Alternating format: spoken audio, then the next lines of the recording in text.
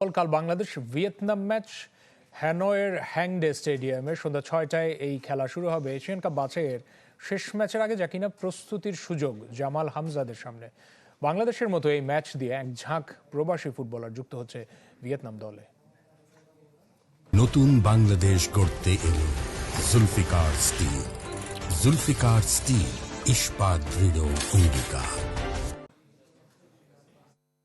বাংলাদেশের আছে হামজা চৌধুরী, ভিয়েতনামের হোয়াং হেন। দুদলের শক্তি আর প্রতিপক্ষ নিয়ে যত ভয় এক সুতোয় মিলেছে। বাবার কল্যাণে বাংলাদেশি পরিচয়কে বরণ করে নিয়েছেন হামজা। 1 বছর হলো। ফি লিগে টানা 5 বছর খেলার কারণে ব্রাজিল ছেড়ে ভিয়েতনামকেই নিজ দেশ বানিয়ে ফেলেছেন হোয়াং।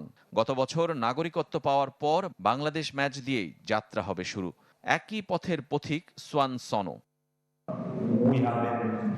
সোয়ানসন এবং আরেকজন ব্রাজিলীয় বংশোদ্ভূত খেলোয়াড়ের উপস্থিতিতে ভিয়েতনাম দল এখন অনেক শক্তিশালী। আমরা আশা করি বাংলাদেশ তাদের সেরা একাদশের বিপক্ষে সমান তালে খেলতে পারবে।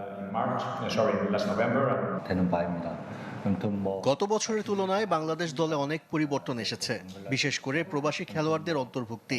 আমি জানি হামজা ইংল্যান্ডে খেলছে, তার খেলার ভিডিও বিশ্লেষণ করছি যাতে তাকে আটকানোর উপায় বের করা যায়।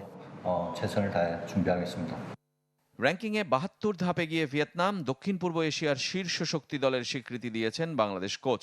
তবে মূল লক্ষ্য এশিয়ান কাপ বাছাইয়ের শেষ ম্যাচ। আমাদের মূল লক্ষ্য সিঙ্গাপুরের বিপক্ষে ম্যাচের জন্য প্রস্তুতি নেওয়া। তার আগে ভিয়েতনামের সঙ্গে খেলা আমাদের জন্য অত্যন্ত গুরুত্বপূর্ণ, কারণ তারা দক্ষিণ পূর্ব এশিয়ার অন্যতম শক্তিশালী দল। ম্যাচে স্বাগতিকদের সঙ্গে সমান তালে লড়াইয়ের প্রতিশ্রুতি বাংলাদেশ অধিনায়ক জামাল ভুঁইয়ার। ম্যাচটা কঠিন হবে, তবে বাংলাদেশ দল উন্নতি করছে। আমাদের বিশ্বাস আছে আমরা ভিয়েতনামের সঙ্গে পাল্লা দিয়ে লড়াই করতে পারব। 2001-এ বিশ্বকাপ বাছাইয়ে দুদলের দেখায় ঘরের মাঠে হারলেও ভিয়েতনাম গিয়ে ড্র করেছিল বাংলাদেশ।